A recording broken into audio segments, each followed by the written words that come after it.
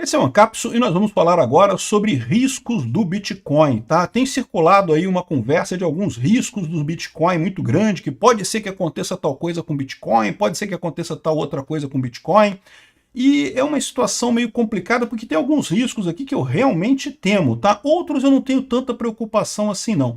Um dos riscos que eu não tenho tanta preocupação é a computação quântica. Eu não estou dizendo que não seja um risco. É um risco sim, um risco que existe, que vai ter que ser lidado.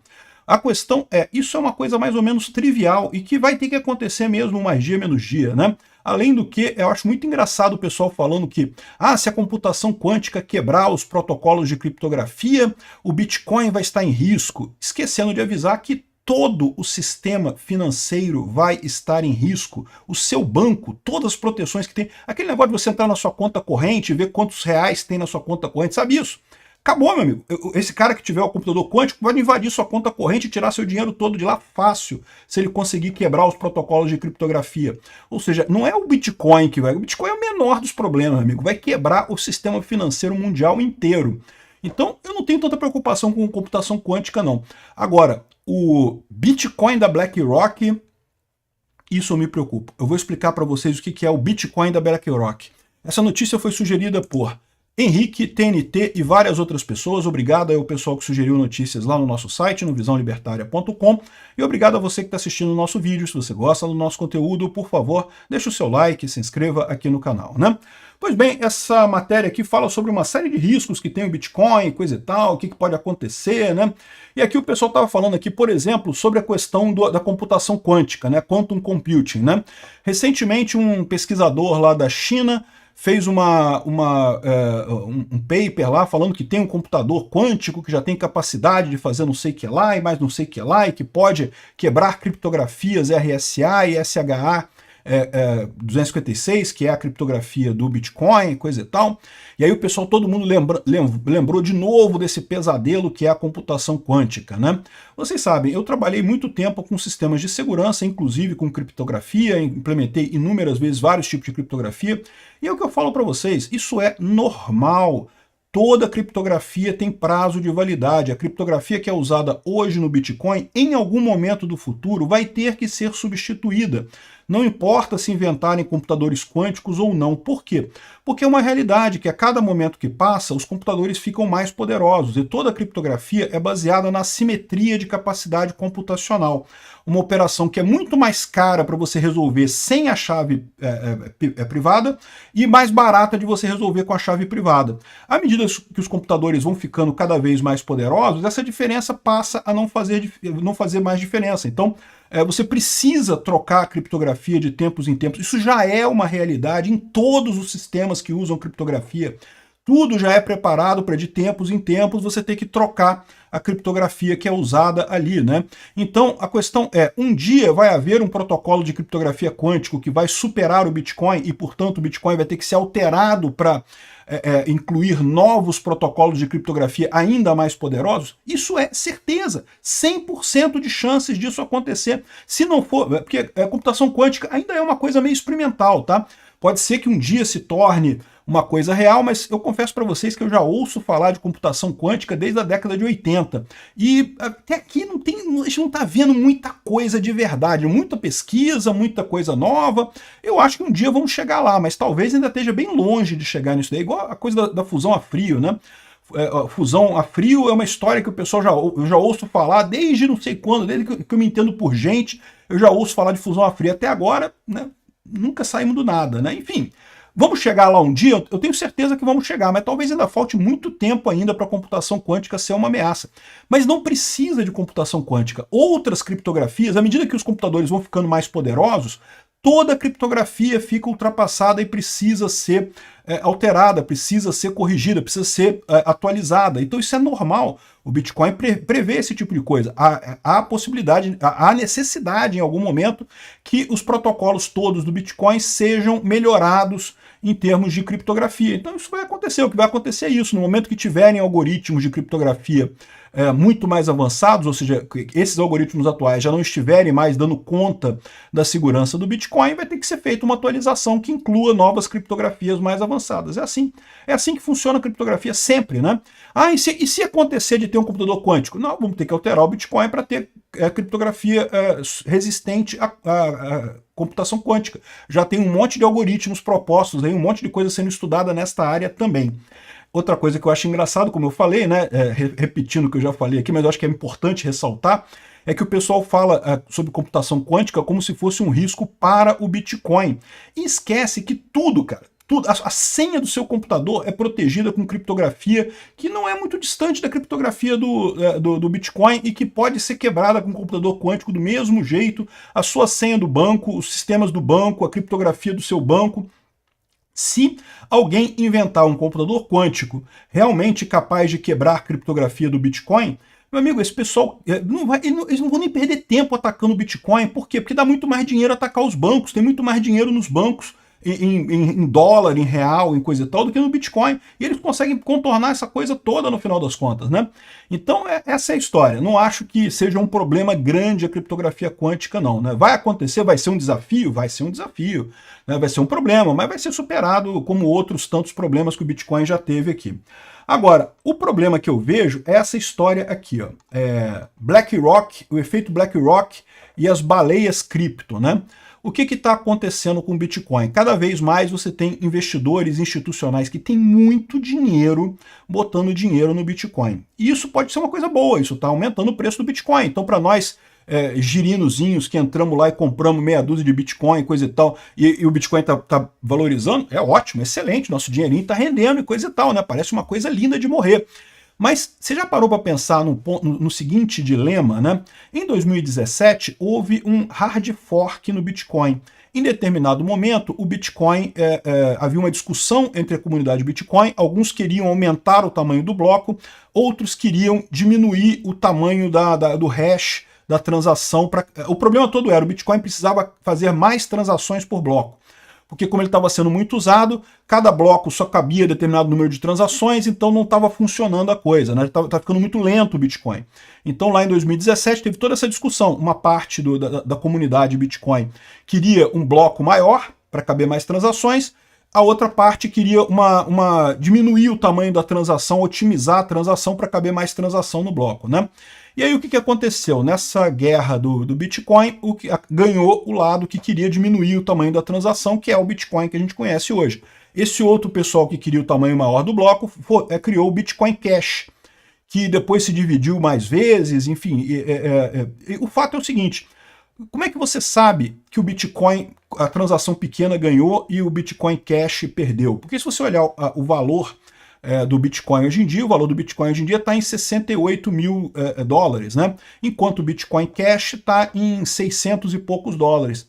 Ou seja, realmente quem apostou no Bitcoin Cash perdeu, não valorizou tanto quanto quem apostou no Bitcoin. O Bitcoin ainda é hoje, o Bitcoin que a gente diz é com a transação pequenininha, o bloco do mesmo tamanho. Aquele que mantinha a transação original, mas tinha um bloco grandão, esse pessoal perdeu. O Bitcoin Cash está funcionando. Você pode comprar moedas Bitcoin Cash. Não tem nada que impeça de você usar o Bitcoin Cash, ele está aí funcionando direitinho. Mas repara como é que tem aqui uma ideia toda de que quem valorizou mais ganhou, né? Agora vamos supor que em algum momento esses grandes investidores institucionais, a BlackRock, coisa e tal, o pessoal resolva fazer um fork no Bitcoin e resolva criar um BlackRock Bitcoin. Pronto, beleza. Criou o BlackRock Bitcoin. Qual que é a diferença do BlackRock Bitcoin para o Bitcoin tradicional? É a mesma coisa, mas sei lá, a BlackRock tem um controle dele lá. Ou acaba com um limite de 21 milhões de Bitcoins para poder emitir mais Bitcoins no futuro, não sei o que lá, não sei. Estou sugerindo essa ideia aqui, né? Por que isso é ruim? Isso é ruim porque hoje o Bitcoin não tem dono. Isso é a grande vantagem do Bitcoin. Esse Bitcoin BlackRock, né, eu tô colocando a BlackRock como um exemplo, tá? Isso pode acontecer com a BlackRock, pode acontecer com o governo americano, pode acontecer com qualquer um, porque o código do Bitcoin é aberto. Você pode ir lá e pode criar o seu Bitcoin. Mas você criar o seu Bitcoin não tem problema. Por quê? Porque você não é uma pessoa poderosa. O seu Bitcoin provavelmente vai ter menos valor do que o Bitcoin normal, e aí ninguém vai querer o seu Bitcoin, então foda-se, você não importa. Mas a BlackRock fazendo isso, existe o seguinte risco, que ao invés do Bitcoin valorizar e o Bitcoin da BlackRock perder valor, você pode ter o efeito inverso. Você pode ter o Bitcoin tradicional perdendo valor e o Bitcoin da BlackRock cada vez mais valorizado. Por quê? Porque os investidores institucionais, que têm muito mais grana do que eu, do que você, do que qualquer sardinhazinha que está aqui na coisa, qualquer girinozinho que está aqui no oceano, esse pessoal é baleia, são baleias grandes. Esse pessoal pode botar o peso deles e fazer o valor do Bitcoin BlackRock subir cada vez mais.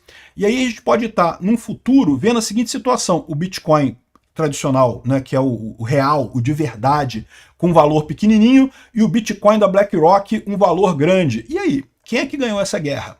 Entenderam o problema?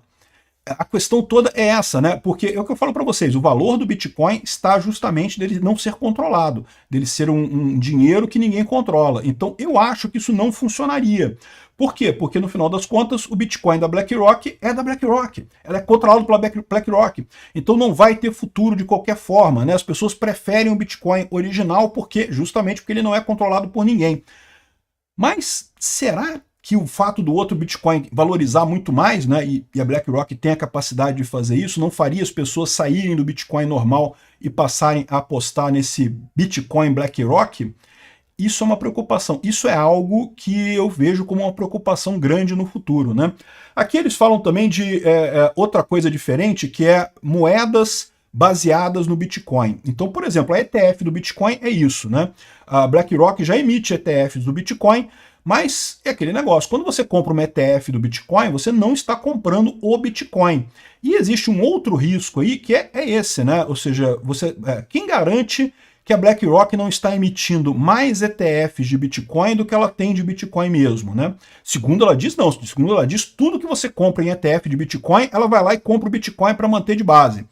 Eu acho pouco provável ser isso, tá? Porque no final das contas ela não estaria ganhando nada com esse negócio, no final das contas. Ela só ganha justamente se ela vende para você um negócio pelo valor do Bitcoin, mas ela não compra o Bitcoin de verdade. Na expectativa que você vai acabar vendendo esse ETF de Bitcoin mais adiante e ela ganhou o seu dinheiro sem precisar comprar o Bitcoin de verdade, sem precisar disso daí, né?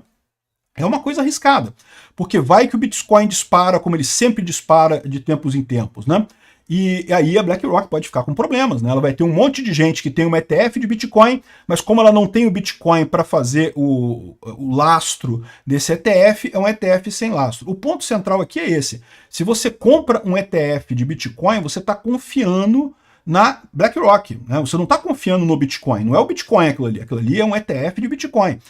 Igual já falaram algumas pessoas de que, não, a Rússia pode emitir uma moeda lastreada em ouro e Bitcoin e não sei o que lá e coisa e tal. Tá, meu amigo, mas você vai estar confiando na Rússia, tá? Porque eles podem emitir para você a moeda e não ter o ouro, não ter o Bitcoin de lastro lá. Então, ou seja, eu não confiaria, né? Se você quer confiar no Putin, boa sorte para você aí. Não contem comigo confiando em ditadura, dizendo que tem dinheiro lastreado em ouro. Você quer ver um exemplo? Aqui no Brasil, Dom Pedro II tentou fazer o real da época, né? Os 1000 réis da época, serem lastreados em ouro. Nunca conseguiu, sabe por quê? Sempre que ele falava, não, agora o dinheiro brasileiro é lastreado em ouro. Você pode trocar a moeda por ouro no Banco Central. O pessoal corria lá para o Banco Central para trocar tudo em ouro, que ninguém confiava no governo brasileiro, queria pegar o ouro de verdade, né? Então, assim, eu sinceramente acho que não funcionaria esse troço não, mas cada um confia em quem quiser. O pessoal que compra ETF está confiando na BlackRock. É uma coisa boa? Mas quem garante que a BlackRock realmente tem os bitcoins suficientes para todas as ETFs de Bitcoin? Há quem diga, inclusive, que a BlackRock está manipulando o preço do Bitcoin. Como é que ela faz isso? Bom, os preços das criptomoedas atuam na base de oferta e demanda. Se tem muita oferta de ETF de Bitcoin, o preço não sobe. Isso é positivo para Bitcoin, para BlackRock, por quê? Porque vamos supor, por hipótese, que ela esteja emitindo ETFs de Bitcoin a mais do que o Bitcoin. Isso, para ela, tem a vantagem que ela lucra com isso, e, além disso, ela consegue controlar o preço do Bitcoin, evitar que o Bitcoin cresça muito, porque uma parte da demanda acaba sendo atendida pelos próprios ETFs da BlackRock. Então, ou seja, você acaba parando a subida do Bitcoin, né? A questão desse tipo de atuação é que isso tem um limite. Chega uma hora que ou o preço do Bitcoin vai subir muito e a BlackRock vai se ferrar completamente, ou ele vai cair muito e todo mundo que comprou ETF vai se ferrar completamente, ou seja, quem comprou ETF, quem comprou Bitcoin também, né? E vai cair muito e vai dar ruim. Eu não sei qual é a estratégia da BlackRock nessa história, mas eu não confio. Eu não compraria um ETF de Bitcoin.